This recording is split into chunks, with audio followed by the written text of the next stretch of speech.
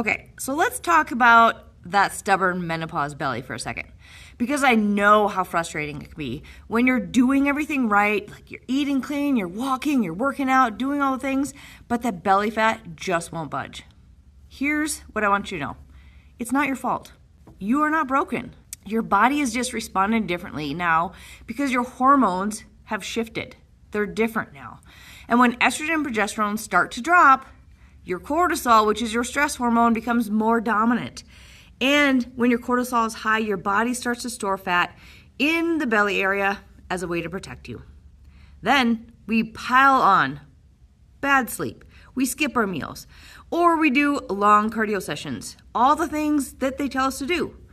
And your body's like, nope, we're holding on to this fat just in case. But here's the really good news. You can absolutely change and you can retrain your metabolism by balancing your blood sugar, eating more protein, managing your stress, and lifting weights instead of doing endless cardio. This phase of life isn't about restriction. It's about working with your hormones instead of against them. And if you've been wondering where HRT fits into all this, well, that's what I'm going to be talking about inside my free masterclass on October 28th. We're going to dive into how to support your metabolism, your hormones, your confidence, and all the things in menopause, and how you can finally see some results. So grab your spot and let's get your metabolism working for you again. The link is in the caption. Today I want to talk about what I'm hearing a lot of conversations going on with women. And it's that frustrating 3 a.m. wake up, right? You fall asleep just fine, but then boom, something wakes you up. Maybe you have to go to the bathroom. Maybe it's a hot flash. And then you're staring at the ceiling and you're thinking, oh my gosh, I need to get up because I got to go for work. This is me. I got to go to work. And then you start thinking about all the things you have to do. And then, oh, I forgot to do this thing. Or got to remember to do this thing. Or, you know, all the thoughts that you can't do anything about because you're in bed and sleeping.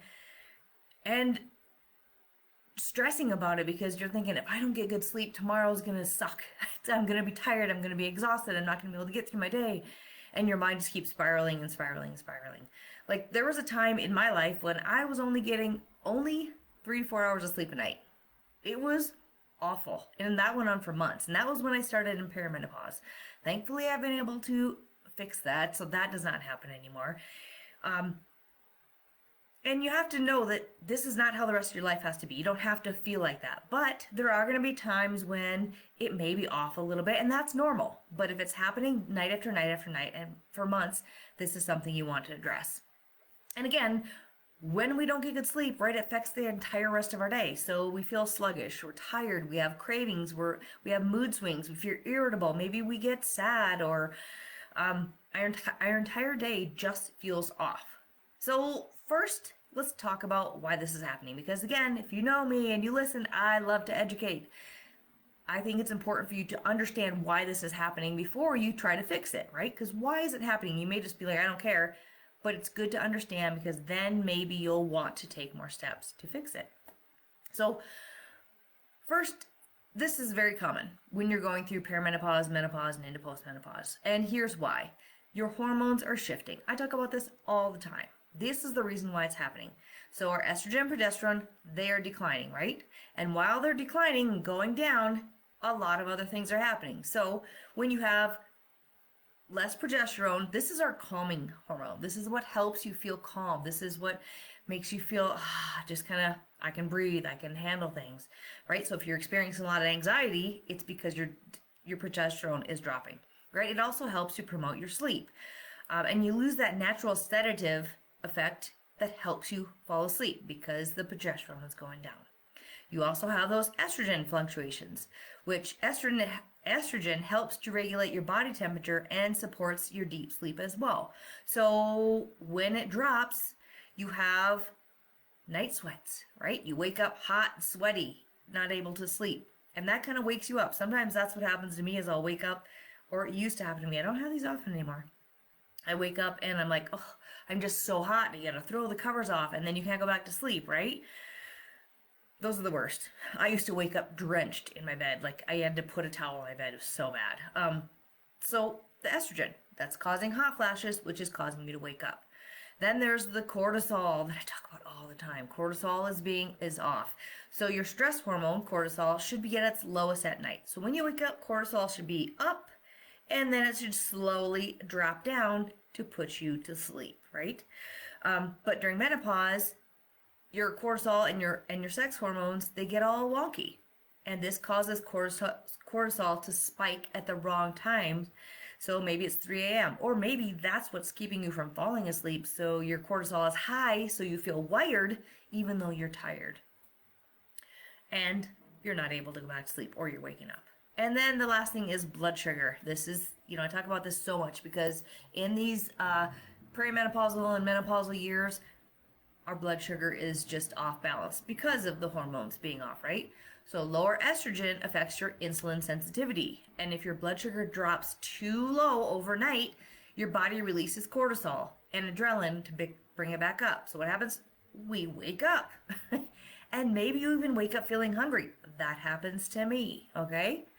So those are the reasons that you're waking up at 3 a.m. So let's talk about now what you can do about it. Because there are things that you can do. You have a lot of control. You just have to take action, right? I've also talked about these in these last couple talks as well, is you can take all this information and listen, but if you don't take action, nothing's going to change. And you can't expect anything to change if you don't take action. So here's what you can do that's different, right? So first of all, during the day, because there's different times that you can do different things. So during the day, you want to balance your blood sugar. Okay, so that means eating protein at every single meal. You want to get about 25 to 30 grams of protein. Do not skip meals. You should be eating breakfast within 90 minutes of waking up. And you don't want to go too long between your meals. Okay, so you don't want to eat breakfast and then be like, oh, I'm not hungry, and then not eat till dinner, right? You should try to eat anywhere from 4 to 5 hours in between your meals, but eating at those intervals, right? I kind of do around 3.5 hours. That's what feels good to me, and that helps keep my blood sugar stable. I notice a difference if I wait too long. You also, during the day, want to make sure when you're eating your meals, you're pairing your carbohydrates with protein and fiber and fats. Not just eating your carbohydrates on their own, and especially you don't want your last meal to just be full of high carbs, okay? What this does is this sets you up for stable blood sugar overnight as you sleep, okay? Next you want to do is manage your stress and support your cortisol rhythm. How do you do this? Get up in the morning and get some sunlight on your face within 30 minutes of waking up. And I know that doesn't work for everyone, especially in the wintertime because there's no sunshine, right? I have a sun lamp. You can get this on Amazon. I don't remember how much it was. But there are tons of them on there. Get a sun lamp to use, put it in your bathroom while you're getting ready. That's what I've been doing, and it's amazing. So I don't have to just sit in front of it, and if I can't get outside, I just put it in my bathroom. It's right by my mirror, so I'm looking at my mirrors, I'm putting on my makeup, but that light is getting on my face, okay? That helps to regulate your cortisol, right? It's going to make your cortisol awake so that it goes down at night. We don't want it down in the morning so that it spikes up at night. You want to do movement that doesn't overstress your system. So no intense cardio for long periods of time, right? You want to think more balanced, more calming, like walking, yoga, doing meditation, stuff like that. But you also want to be doing strength training, okay? Strength training is kind of a stress, but it's a good stress on your body, okay? Unless you're exhausted and overwhelmed. Don't be trying to fight through a workout if you're overwhelmed and stressed out, okay? It's just going to make things worse. So go for a walk. You can do 2 for 1. Sunshine on your face and go for a walk in the morning. And then find some stress management, or stress care is what I like to call it, practices. So even doing 5 minutes of breathing can help 2 times a day. I talk about this often. And I just had this with a client too. All you gotta do is stop in the moment, stop and breathe. Like, just breathe. Let your shoulders relax. This helps to move from a stressed, overwhelmed body to a calm body, okay? Set boundaries and prioritize rest and getting good sleep. This is so important. If you're someone who is saying yes, yes, yes, and you're overstimulated, you're going out doing all the things, and you're up late at night, and you're not getting good sleep, you're not making the choices that are going to make you feel better, okay? That are going to keep you sleeping through the night. Number 3, time your caffeine wisely. If you're someone who loves caffeine, I cannot do caffeine, at least not natural caffeine and not coffee. Make sure you're cutting your coffee off by noon or earlier if you're sensitive to it, okay? This means that mid-afternoon coffee to help you get through your afternoon, while it may help you get through your afternoon, it's not helping you sleep. So we want to make sure to cut that out by noon. Caffeine has a 5 to 6 hour half-life. So if you're having it at 6 or 7 o'clock or 3 or 4 o'clock, it takes time for that to get out of your system. So even if if you don't feel it affecting you, you're falling asleep, you might wake up in the middle of the night. And the same goes for alcohol. A lot of people are like, oh, but it helps me sleep. I don't care that you feel and think that alcohol helps you sleep.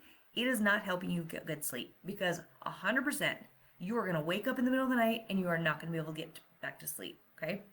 So, nix the alcohol at night for sure. So that's during the day, right? So that should have been at night, but anyway, let's talk about what you can do in the evening, okay? So eat a balanced dinner with a bedtime snack. So don't go to bed hungry or overly full. Don't eat right before you go to bed. If you need to, go for a 5-10 minute walk, do some squats. I've talked about this before. Help your food digest, or help your body digest the food. Don't go to bed if you're hungry.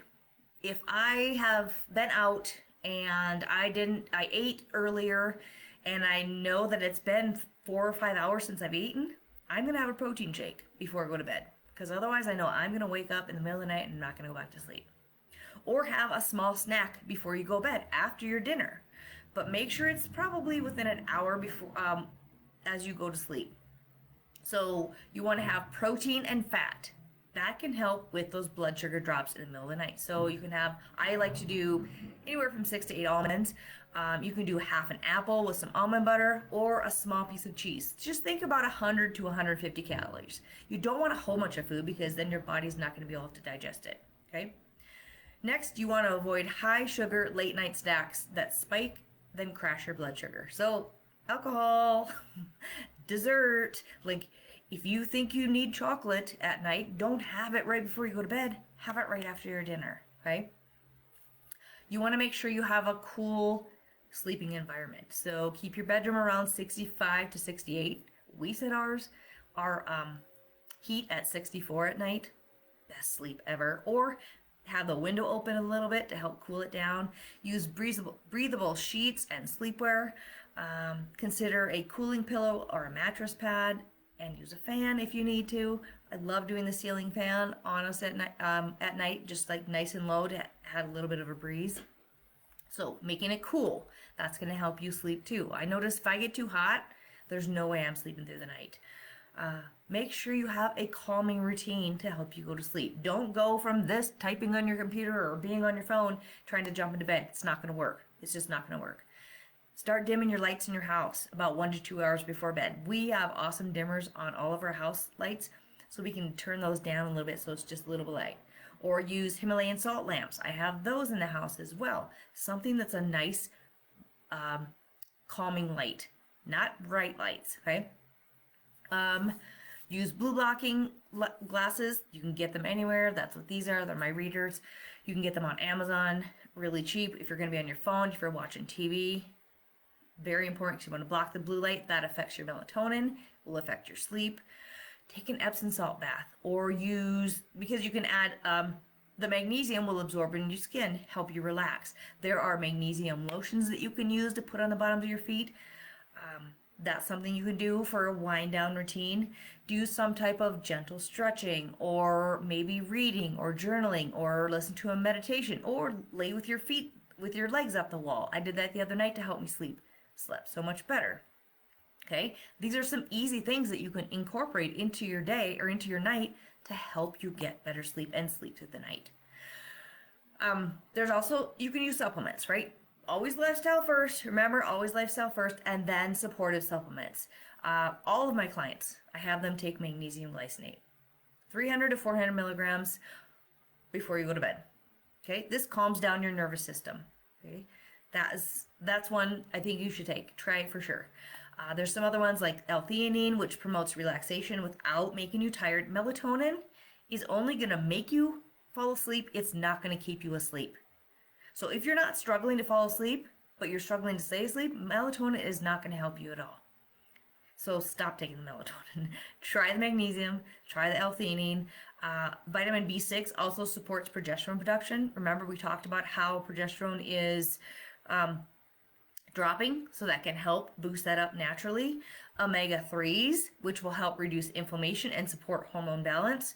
Adaptogens like ashwagandha or rhodiola, these can help regulate your cortisol, right? Your stress hormone. You don't want to take rhodiola at night. It could keep you up. Usually, even if you take it in the afternoon, it could cause sleep disruption. So if that's something you're going to try, first talk to somebody. Reach out to me if you have questions. And then take it in the morning. Ashwagandha is a good one. That's a calming hormone. That is supposed to help with sleep and stress. I have been using that at night along with the magnesium, and I feel like I'm getting a lot deeper sleep, which is amazing, right? And then I like to use essential oils before I go to bed. So lavender is one of my favorites. You could also use, when you take an Epsom salt bath, drop that lavender in there, okay? Here's what you need to do. Remember, when you do wake up in the middle of the night, don't freak out and don't stress about it. I used to do that because when it was happening for months and I was exhausted and not sleeping, it actually, like, I was waking up and being anxious, right? Because I was like, oh my gosh, I'm gonna be exhausted in the morning. I have so much to do. And what happens is we actually make it worse because we just focus on, I can't sleep, I can't sleep. So what's that gonna happen? Your body's gonna be like, yeah, guess what? I'm not gonna let you sleep.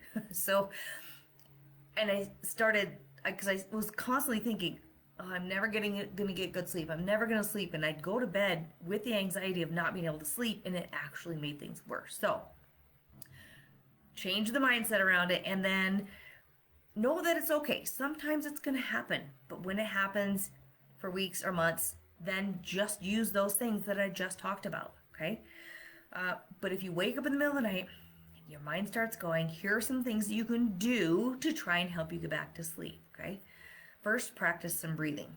Bringing your body away from the thoughts back into center. So we just, again, the breathe, inhale for 4, hold for 4, exhale for 4. What I like to do is, because I've listened to enough meditations, when I do that, I'm like, okay, as I'm exhaling, I'm relaxing my feet. Do an inhale, exhale, relax my legs.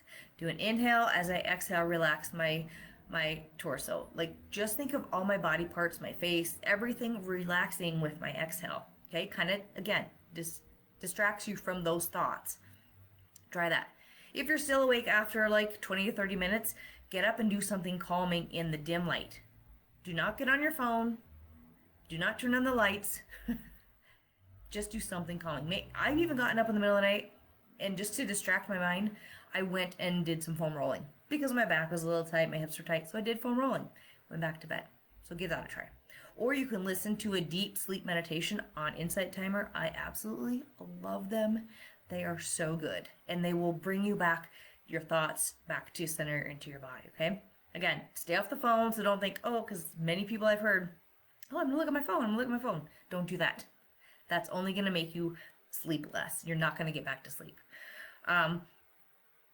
Also, if you have lavender oil, the other night I did that. I woke up, I was like, blah, blah, blah, I can't think, and I'm not sleeping. So I got up, went to the bathroom, came back to bed, put the lavender on the inside of my wrist, kind of put my arm right by my head, and just took some nice deep breaths, and was able to fall asleep within 10 minutes. So try different things if something doesn't work, but just don't let yourself get overwhelmed and anxious about it, okay? It can get better, I promise. The thing is, these wake-ups are your body's way of telling you that your hormones, they need some support, extra support. It's not about just relaxing more. It's about giving your body the tools to help regulate your sleep hormones, to manage your stress, and to stabilize your blood sugar, because those 3 things together are going to help you sleep through the night. And you got to be patient. It's not going to happen overnight. Just like it didn't happen that you can't sleep overnight, right? If it can take a few weeks, because you're creating consistency, because you're creating a new routine, because you're creating these new habits, right? And you're making lifestyle changes that are addressing the root causes of what's going on with your body, not just trying to force sleep by taking a pill. You have to do all the other things too, right? So if you're tired of these 3 a.m. wake ups and all the other stuff that comes with this menopausal transition, which I hear all the time, there is a better way to handle it. And what I just shared with you today, this is the exactly kind of education and support I'm going to talk about in my upcoming free masterclass. The 5 things about menopause that will help you to finally lose the weight and feel confident in your body. And we are going to be addressing hormone replacement as well in this masterclass too. So I'm excited about that because I get so many questions about it. Because this waking up at 3 a.m., it's just one piece of the puzzle. There are a lot of pieces that we need to put together, and it's just one of those. It's connected to your blood sugar, your cortisol, your stress, the lifestyle, and your hormones, right? And when you understand how these pieces fit together, I was just talking about this with on a consult call today, how these pieces all have to come together. You start feeling like yourself. If you're missing a piece, something's going to be off, and you're not going to feel good in your body again. So in this masterclass, I'm going to talk and walk you through while your hormones are running the show. What phase, talk about what phase you're in and what's happening and why. Talk about why you can't get rid of that belly fat, why muscle is so important, how your lifestyle choices are either making you feel better and get results, or they're making things worse, right? Like the waking up in the middle of the night, like the belly fat that we talked about. Plus, again, we're going to talk about HRT and how it can support you depending on where you're at in this journey. Because sometimes, even if you're doing all the things, you need just a little bit of support. Myself, I'm doing all these things, but I need that little extra support. And hormone replacement has been just amazing for me. So I'm going to share my story about that as well. And you're going to learn and hear if maybe it's what you need right now, too. So, all this isn't like to make you feel overwhelmed. You're like, oh my gosh, that's too many things. I can't do it. That's not what it's to give you the knowledge and the tools so that you can feel empowered, so that you know what you need to do, or you know what you need to take action towards, and you're not just feeling like this is just how it has to be, because it doesn't. You deserve to sleep through the night. You deserve to feel good. You deserve to have good energy. And you deserve to love your life in your 40s, 50s, and beyond. So if you're done trying to figure it out by yourself, because it's hard, I was there once too, it's hard, check the link below and save your spot. It's a week from today on October 28th at 5:30 p.m. Mountain Standard Time. And if you can't make it, there's going to be a replay, and I will send that out to you, okay? So if you have any questions about anything I talked about today or that masterclass, just reach out and share this with anybody else that you feel that needs that support for their hormones, for their body, for their sleep, whatever it may be. And that's all. Thank you for tuning in. And until next time, I want you to have a wonderful rest of your day.